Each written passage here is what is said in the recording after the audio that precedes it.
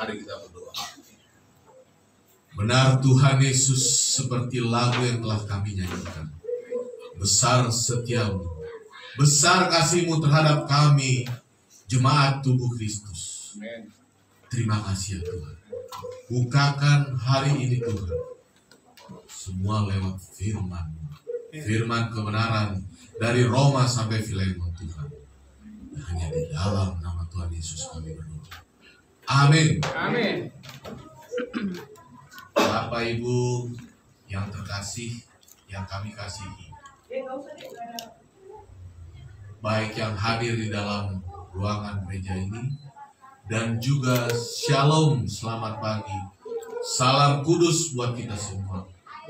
Semua yang menyaksikan di ruangan ini dan di media sosial.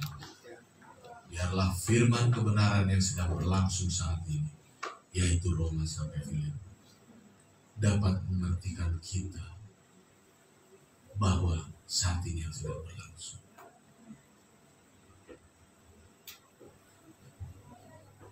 Tema yang saya angkat di pagi hari ini adalah kuasa hidup di bawah kasih karunia. Diambil dari Roma 6 ayat 1 sampai dengan 14. Penjelasan singkat khotbah hari ini adalah mati untuk dosa. Lebih jelasnya, jemaat tubuh Kristus, yaitu kita yang saat ini yang beriman kepada Tuhan Yesus, telah atau sudah mati untuk dosa di dalam Kristus. Kapan itu terjadi? 2000 tahun yang lalu, ketika Tuhan Yesus disalibkan dan berkata, Tetelestai, sudah selesai. Maka beralihlah program rumah tangga Allah yang didispensasikan dari hukum Taurat berubah menjadi kasih karunia. Itu yang kita pahami. Mari kita baca dari ayat 1. Jika demikian, apakah yang hendak kita katakan? Bolehkah kita bertekun dalam dosa supaya semakin bertambah kasih karunia itu? Pada kalimat awal, jika demikian, apakah yang hendak kita katakan? Berarti ada kalimat sebelum ayat 1 ini. Mari kita lihat di dalam Roma 5 ayat 1 dan 2. Roma 5 ayat 1 dan 2. Sebab itu kami yang dibenarkan karena iman, kita hidup dalam damai sejahtera dengan Allah. Oleh karena siapa? Karena Tuhan Yesus Kristus, bukan karena perbuatan kita. Ayat keduanya, oleh Dia kita juga beroleh jalan masuk oleh iman kepada kasih karunia ini. Di dalam kasih karunia ini kita berdiri dan kita bermegah dalam harapan akan menerima kemuliaan Allah. Berarti karena Dia, karena Tuhan Yesus. Kemudian ayat 20, ya. Tetapi hukum Taurat ditambahkan supaya pelanggaran menjadi semakin banyak. Dan di mana dosa bertambah banyak, di sana kasih karunia menjadi berlimpah-limpah. Ayat kedua satunya, supaya sama seperti dosa berkuasa dalam alam maut, demikian kasih karunia akan berkuasa oleh kebenaran untuk hidup yang kekal oleh Yesus Kristus Tuhan kita. Kalau kita melihat dari ayat-ayat sebelumnya, makanya dikatakan jika demikian, apakah yang hendak kita katakan? Bolehkah kita bertekun dalam dosa supaya semakin bertambah kasih karunia itu? Kemudian kita lihat ayat keduanya. Sekali-kali tidak. Bukankah kita telah mati bagi dosa? Bagaimanakah kita masih dapat hidup di dalam dosa? Ya, itu yang dikatakan Rasul Paulus. Saya mencoba untuk membuat outline atau garis besar. Yang pertama, sebelum ini kita baca dulu ya. Ayat berikutnya ayat 3 sampai dengan 14. Atau tidak tahukah kamu bahwa kita semua yang telah dibaptis dalam Kristus telah dibaptis dalam kematian-Nya. Dengan demikian kita telah dikuburkan bersama-sama dengan Dia oleh baptisan dalam kematian, supaya sama seperti Kristus telah dibangkitkan dari mereka yang telah dibangkitkan dari antara orang mati oleh kemuliaan Bapa. Demikian juga kita akan hidup dalam hidup yang baru. Sebab jika kita telah menjadi satu dengan apa yang sama dengan kematiannya, kita juga akan menjadi satu dengan apa yang sama dengan kebangkitannya.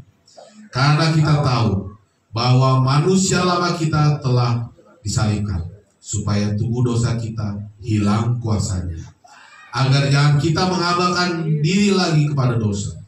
Sebab siapa yang telah mati, ia telah bebas dari dosa. Jadi, jika kita telah mati dengan Kristus, kita percaya bahwa kita akan hidup juga dengan Dia. Karena kita tahu bahwa Kristus sesudah Ia bangkit dari antara orang mati, tidak mati lagi. Maut tidak berkuasa lagi atas Dia. Sebab kematiannya adalah kematian terhadap dosa, satu kali dan untuk selama-lamanya, dan kehidupannya adalah kehidupan bagi Allah. Demikianlah hendaknya kamu memandangnya, bahwa kamu telah mati bagi dosa, tetapi kamu telah hidup bagi Allah dalam Kristus Yesus. Sebab itu, hendaklah dosa jangan berkuasa lagi di dalam tubuhmu yang fana, supaya kamu jangan lagi menurut keinginannya. Dan janganlah kamu menyerahkan anggota-anggota tubuhmu kepada dosa untuk dipakai sebagai senjata kelaliman.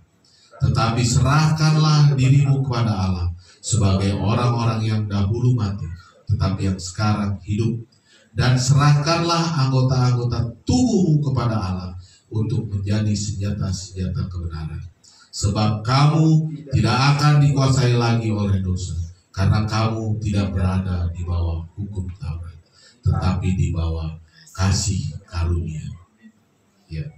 Kita masuk dalam outline atau garis besar yang pertama.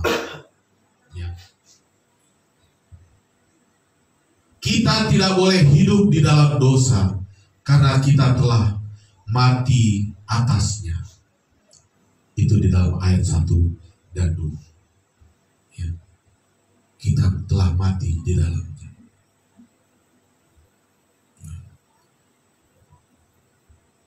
Dulu, sebelum kita mengerti akan kasih karunia, kita berpikir ketika kita dan teman-teman kita dan orang-orang yang mengaku dirinya Kristen melakukan kesalahan, bahwa dia sedang berdosa. Ya. Tapi ingat, sekali lagi kita ingat bahwa kita bersyukur yang hidup di dalam rumah tangga Allah, dalam dispensasi kasih karunia, bahwa hal itu tidak berkuasa lagi. Kenapa? Karena semua dosa yang dulu, sekarang, dan yang akan datang sudah dibereskan oleh siapa?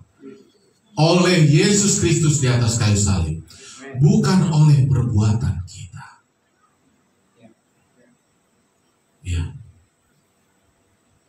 Kalau kita masuk di dalam surat Roma sampai Filemon, tinggalkan pikiran manusia kita, tapi kita masuk ke dalam pikiran Kristus, maka kita akan mengerti. Ketika kita menyamakan frekuensi kita, memahami pikiran Kristus, maka kita akan mengerti ya, bahwa tubuh kita ini tidak dikuasai lagi oleh dosa, tapi dikuasai oleh kasih karunia Allah.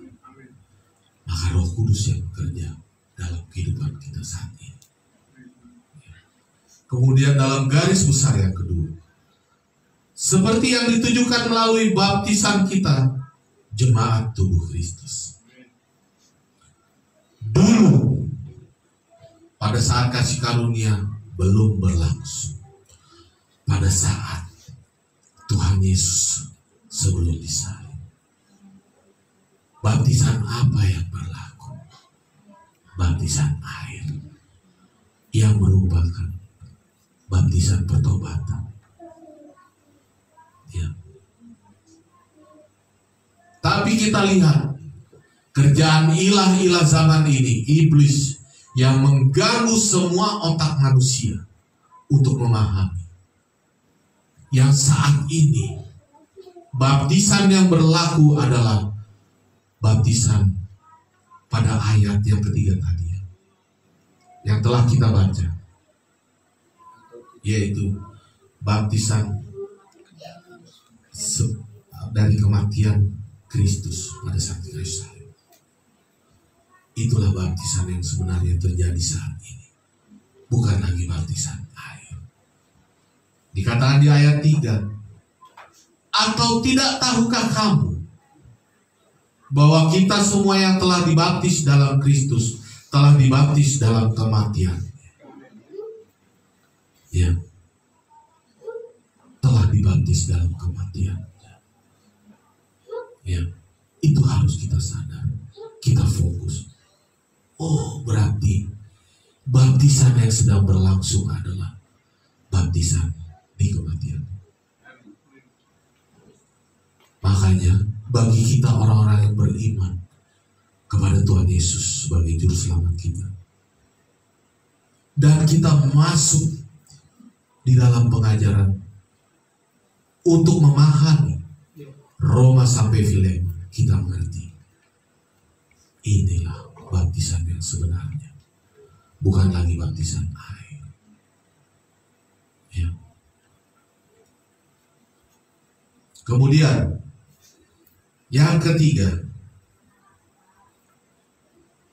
garis besarnya adalah maut tidak berkuasa lagi atas Kristus, karena Tuhan Yesus sudah bangkit, dan Dia yang pertama kali bangkit dari antara orang mati.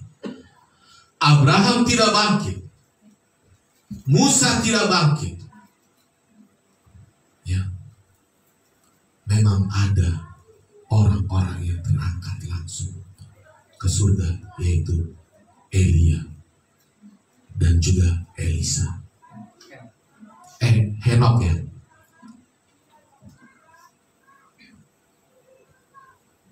Mereka langsung rapture, ya, tidak mengalami kebangkitan, tapi hanya Tuhan Yesus yang mengalami kebangkitan. Dan Tuhan Yesus dalam firman-Nya mengatakan, hai maut, di manakah sengatmu? Ya. Kemudian bagi kita yang beriman kepada Kristus juga telah bangkit. Maut tidak berkuasa atas kita lagi. Pelanggaran dosa kita yang mengerti saat tidak berkuasa lagi untuk membuat kita tidak selamat. Kita tetap selamat. Ya. Kembali lagi, kita tetap selamat. Apa yang mempengaruhi dosa kita adalah upahnya. Kita tidak mendapatkan mahkota kehidupan. Kita hanya mendapatkan rumput, kering, kayu, dan jerami yang akan musnah habis terbakar. Ya. Dosa apa itu? Apakah mencuri, berbohong? Tidak.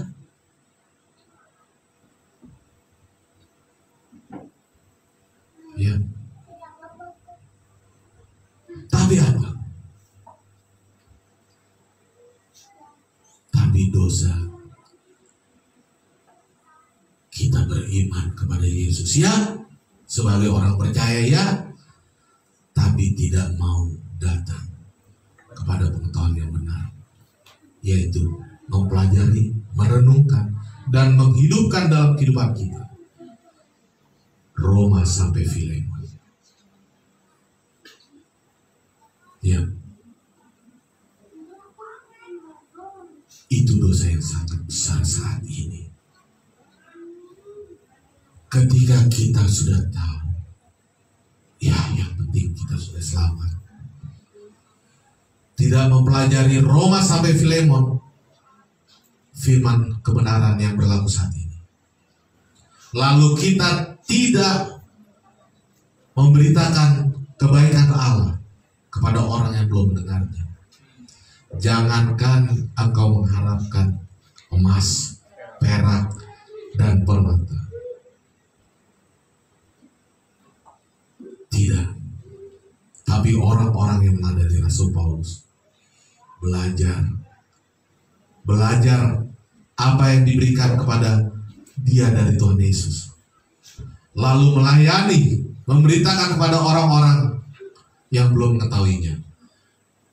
Lalu dia mengatakan, Rasul Paulus mengatakan, sudah kudapatkan mahkota kehidupan.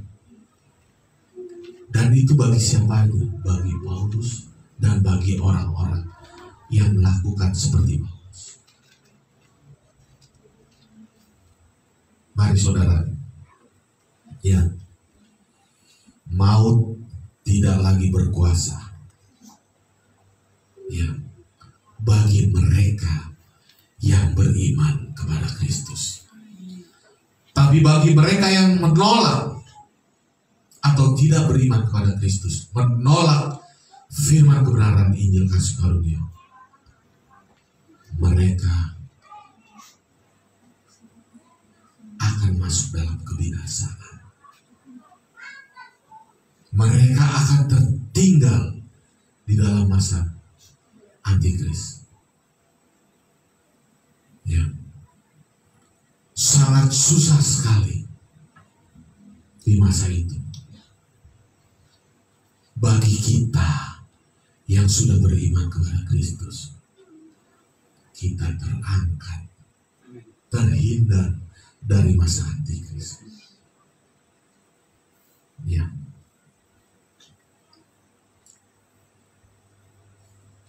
Pada outline yang berikutnya,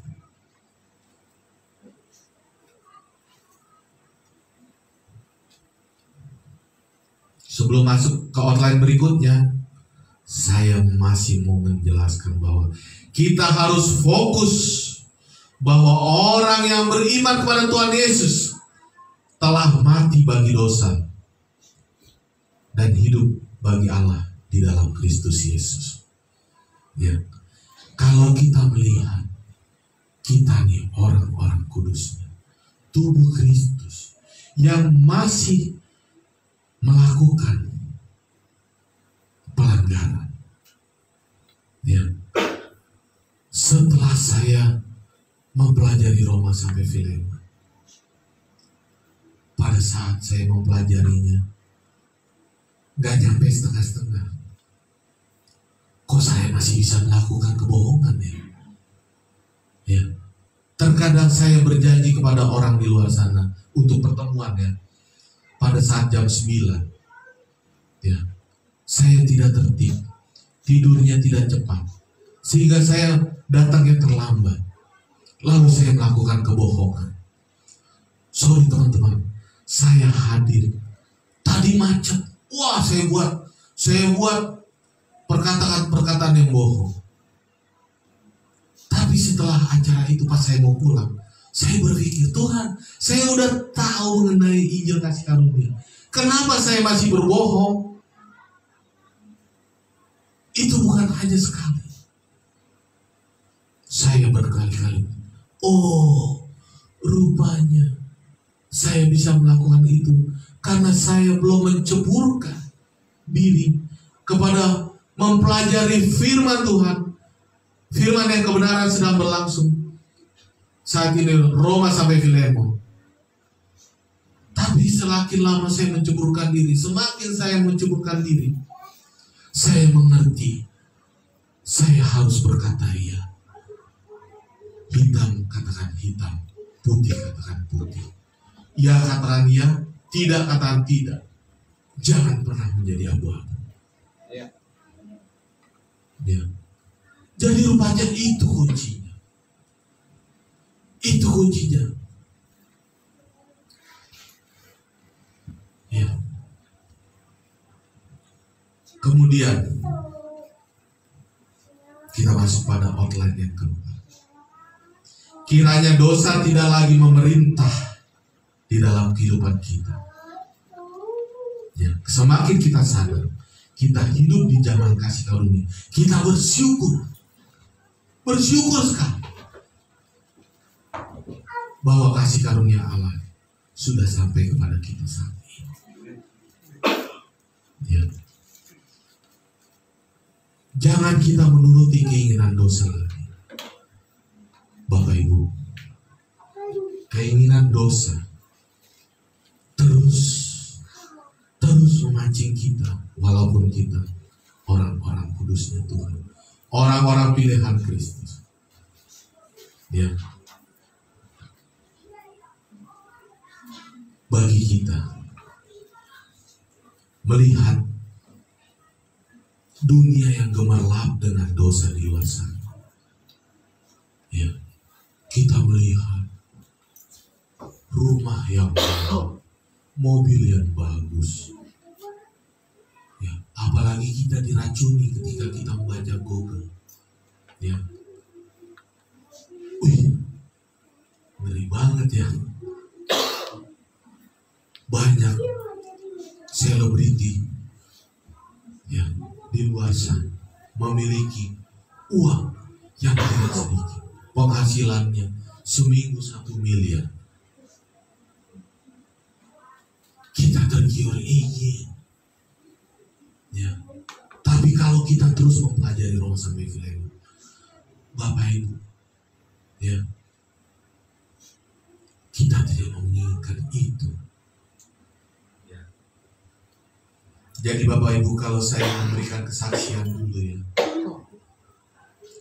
ketika saya tidak bekerja dalam suatu bidang yang di depan mata melihat duit yang berlimpah, ya bagi saya kalau melihat di depan mata uang sebesar nominal 1 miliar 2 miliar, itu kan sesuatu yang wah gitu ya.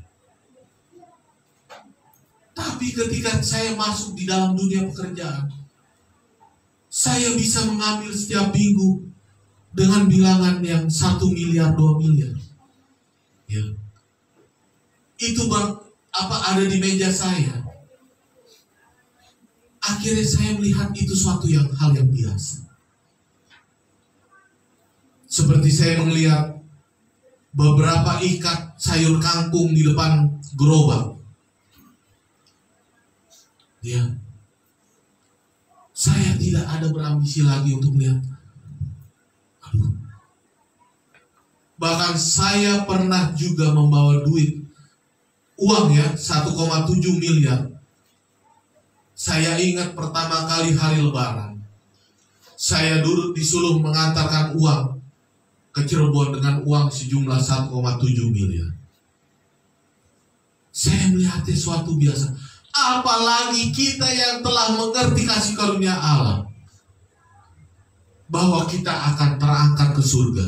Kita bersyukur, terima kasih kepada Tuhan Yesus, Allah Bapa, bahwa surga sudah diberikan walaupun kita masih hidup di dunia ini. Ya, kita melihat kemewahan dunia ini tidak berarti lagi kalau pada saat kita pulang ke rumah tiba-tiba bertiuplah trompet sangkakala, terjadilah pengangkatan rapture. Bapak Ibu, kita terangkat, barulah kita tahu kekayaan Kristus yang sangat berlimpah-limpah kita saksikan.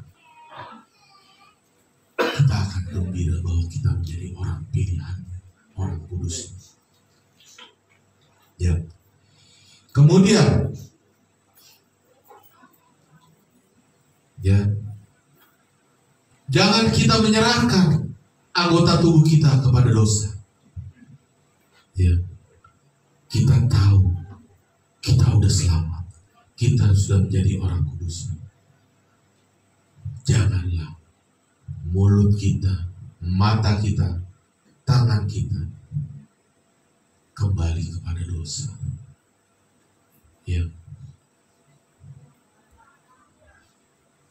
Serahkanlah anggota tubuh kita kepada Allah untuk menjadi senjata kebenaran. Kalau kita melihat korelasi dari outline ini adalah Roma 12 ayat 1 dan 2. Ya, Paulus menuliskan. Mari kita baca, Bapak Ibu. Roma 12 ayat 1. Ya. Karena itu saudara-saudara, demi kemurahan Allah, aku menasihatkan kamu supaya kamu mempersembahkan tubuhmu sebagai persembahan yang hidup, yang kudus dan yang berkenan kepada Allah. Itu adalah ibadahmu yang sejati. Yang kedua, janganlah kamu menjadi serupa dengan dunia ini, tetapi berubahlah oleh pembaruan budimu, sehingga kamu dapat membedakan manakah kehendak Allah, apa yang baik, yang berkenan kepada Allah, dan yang sempurna. Bapak, Ibu, saudara dan saudari, ketika kita mau berubah, ya, oleh pembaruan budi kita, maka kita masuk ke dalam kehendak Allah. Ya. Maka kita tidak mau anggota tubuh kita dipakai oleh dosa. Kenapa? Karena di luar sana orang-orang masih melihat kelakuan. Ya. Bagaimana Paulus yang tadinya pembunuh pengikut-pengikut Kristus, ketika dia menerima apa yang diinginkan oleh Allah, dia masih tetap membunuh. Apakah sampai Injil kasih karunia kepada kita? Tidak. Tapi karena dia mau dalam pembaruan budi yang dilakukan oleh Roh Kudus, maka Injil kasih karunia sampailah kepada kita, bangsa-bangsa lain. Ya. Kita lihat di dalam firman Roma sampai Filemon, Paulus yang tadinya berang, yang tadinya membunuhi pengikut Kristus, dia tidak lakukan lagi. Bahkan dia tidak membunuh juga bagi orang-orang yang tidak mengikut Kristus. Tapi tapi dia mau taat memberitakan firman. Ya, sehingga bangsa-bangsa lain dan orang-orang bangsa Israel menjadi percaya dan menjadi orang-orang kudusnya. Ya. Kemudian cara untuk bisa memberitakan Injil kasih karunia adalah kita mempelajari Roma sampai dengan Filemon dengan sungguh-sungguh fokus. Hidupkan firman kebenaran ini setiap hari dalam kehidupan kita. Maka kita jauh dari dosa dan orang akan melihat bahwa kita benar-benar murni memberitakan Injil kasih karunia. Dan orang mau menerima. Seperti tadi kesaksian yang dikatakan oleh Pak Charles. Ya. Gereja yang dulu melahirkan banyak orang-orang kudus ya Pak Charles. Tapi masalah fokus dan eksistensi dalam memberitakan Injil kasih karunia. Mereka melihat sampai saat ini hanya Pak Charles dan kelompok kecilnya di dalam gereja Makedonia memberitakan Injil kebenaran. Juga Pak Pardosi. Ya. Kita semua di sini. Mungkin Papa Seril nanti akan masuk lebih dalam sampai juga menjadi pemberita Injil kasih karunia. Juga ibu-ibu di sini. Ya. Jangan mentang-mentang ibu-ibu tidak memberitakan Injil kasih karunia. Ibu-ibu di sini memberitakan Injil kasih karunia kepada tetangganya, kepada saudaranya. Saya memberitakan kesaksian saya beberapa hari yang lalu. Ya, pada saat saya membuka tahun baru di tahun ini, ya, kami berkumpul di rumah ibu saya, di mana kakak adik kami, kakak saya yang perempuan memberikan, William, kamu yang akan membawakan khotbah. Tapi saya sudah dipantek, nanti khotbahnya ini, dan hanya sebentar ya. Itu saya sedih dibatasi gitu ya. Lalu mereka tetap masih dalam pemikirannya mereka. Tapi satu hari kemarin, pada saat hari Rabu, ya, ketika saya di Ciputat, saya menginjil kepada ini satu supir angkot, ya, saya menginjil, tapi dia menolak untuk beriman pada Kristus. Sedih kita, sedih. Tapi yang penting kita udah sampaikan kasih karunia itu. Lalu saya bilang, Tuhan, kemana lagi aku Tuhan? Bimbing saya Roh Kudus. Saya teringat mama saya. Lalu saya ke rumah mama saya. Siang hari, saya pakai topi dan masker. Mama saya mengunci pintunya. Pintunya ada lapis pintu lagi yang kawat nyamuk ya. Tapi dia udah tua, dia melihat. Selamat siang Pak, ada perlu apa ya Pak? Saya bercandain mama saya. Saya mau memberitakan Injil kasih karunia Bu, saya bilang gitu. Kayak suara si William ya katanya gitu. Lalu saya buka topi dan buka masker. Iya mah aku. Masuk kata dia. Masuk. Saya lihat di situ mama saya pakai tongkat dan udah gemetar.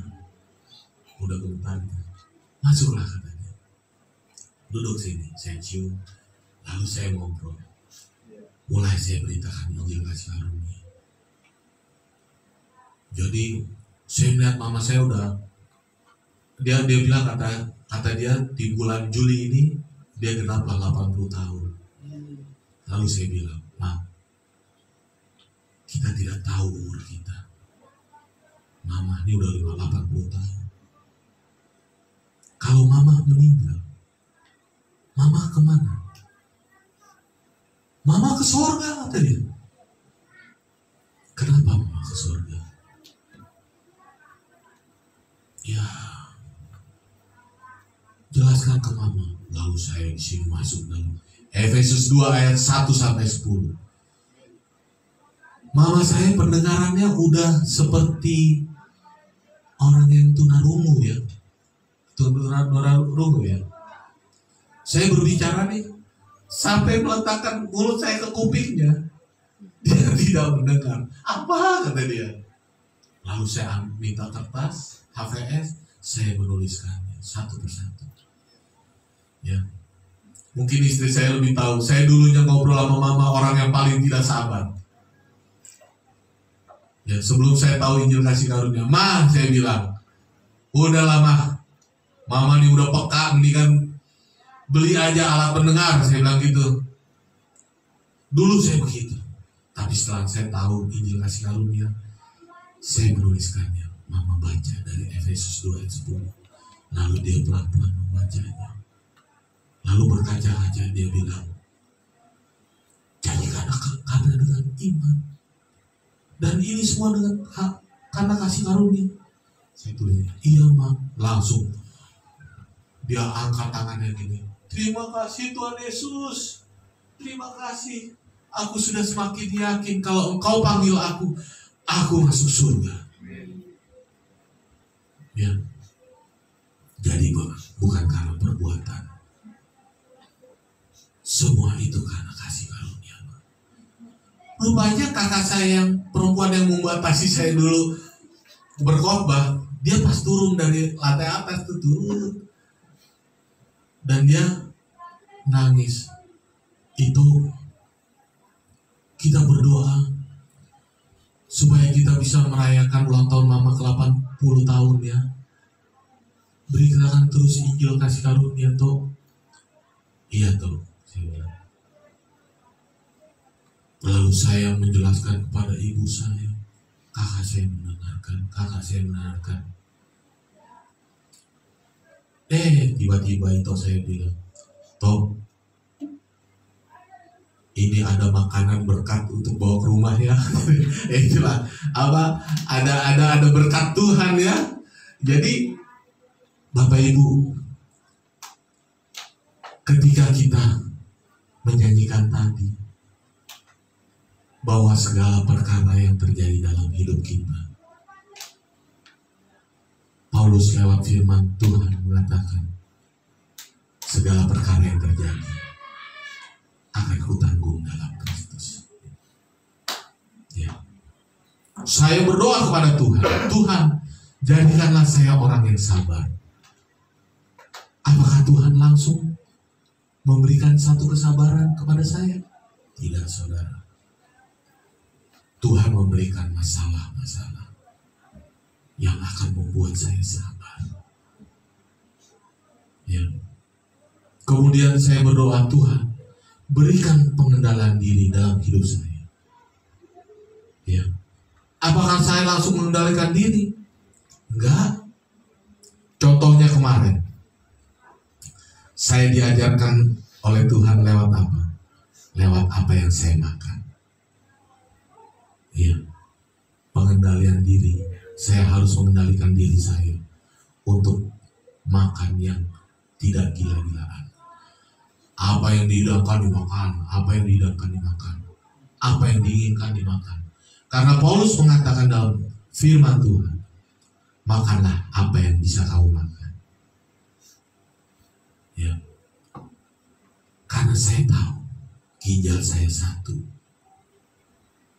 Maka dokter mengatakan, saya tidak boleh makan makanan yang menghasilkan zat purin yang lebih, yang mengakibatkan saya asam urat.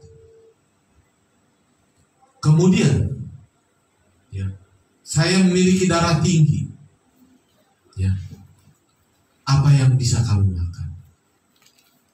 Ya, yang bisa saya makan adalah jangan menghasilkan atau memancing darah tinggi untuk naik. Seperti apa? Daging kambing,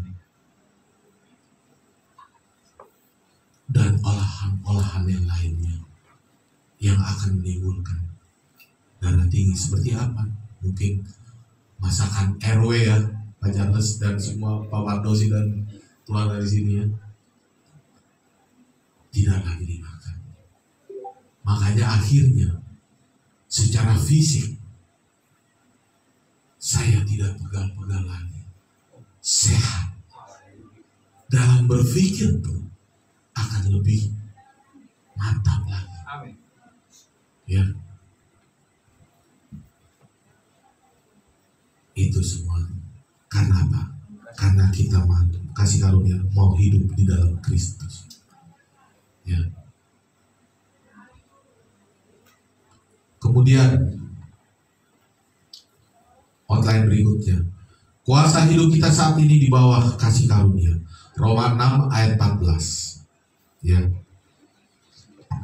Di situ mengatakan, sebab kamu tidak akan dikuasa lagi oleh dosa, karena kamu tidak berada di bawah hukum Taurat, tetapi di bawah kasih karunia.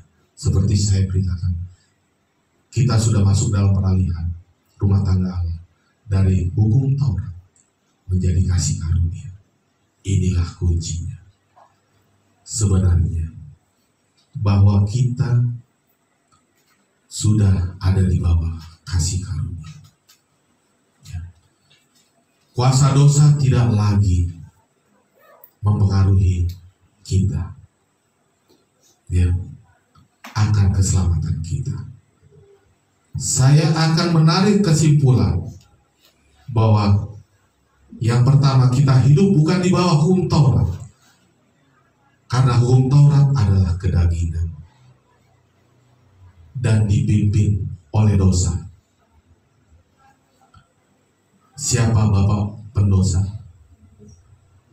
Iblis. Ya, iblis sudah dikalahkan oleh darah Yesus, oleh kasih karunia Allah saat ini. Kesimpulan yang kedua, tetapi hidup kita di bawah kasih karunia,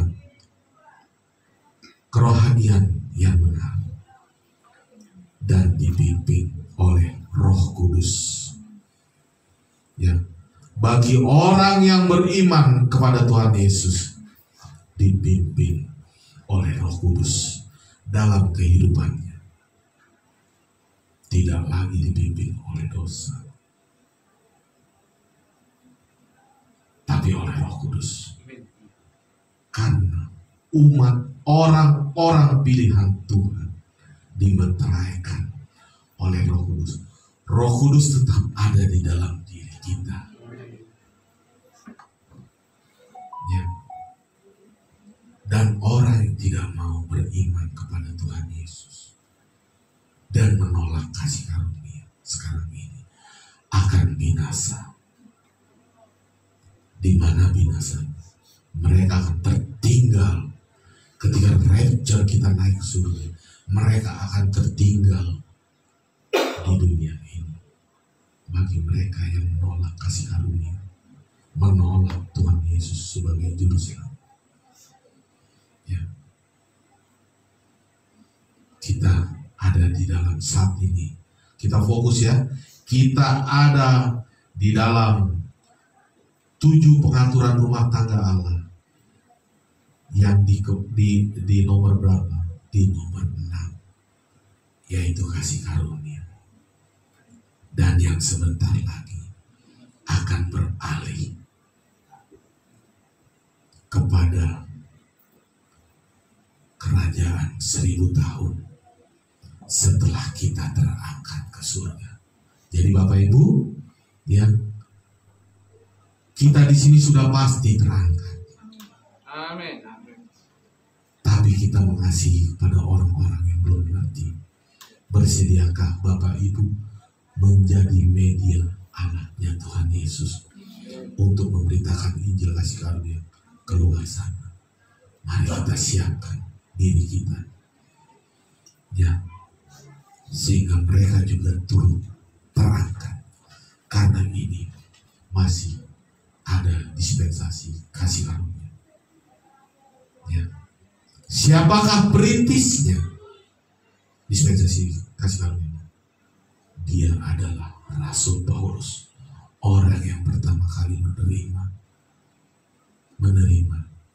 firman kebenaran dari Tuhan Yesus. Ya. Peraturannya ada di mana? Ada di Roma sampai Filemon.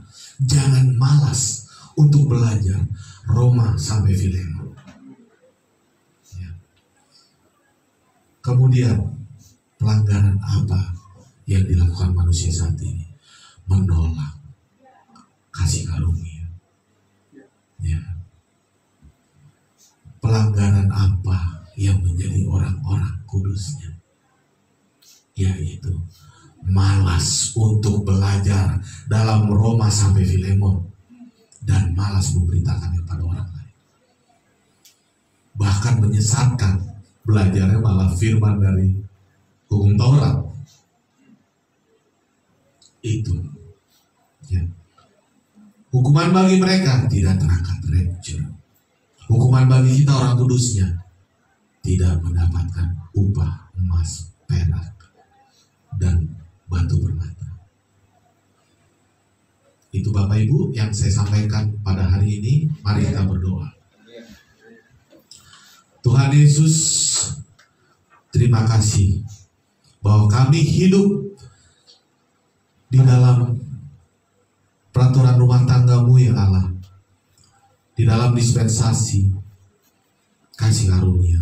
Sadarkan kami untuk lebih lagi belajar dari firman kebenaran yang berlaku saat ini, Roma sampai Filemon Tuhan. Karena dari situ banyak Kau bukakan dalam lini kehidupan kami manusia. Tuhan, bahwa kami para suami harus mengasihi istri seperti Engkau mengasihi jemaat-Mu, yaitu kami, jemaat tubuh-Mu Kristus. Terima kasih Tuhan, biarlah ketika kami pulang, kami mau ambil komitmen untuk mempelajari Roma sampai Filemon. Hanya di dalam nama Tuhan Yesus kami berdoa. Amin. Amin.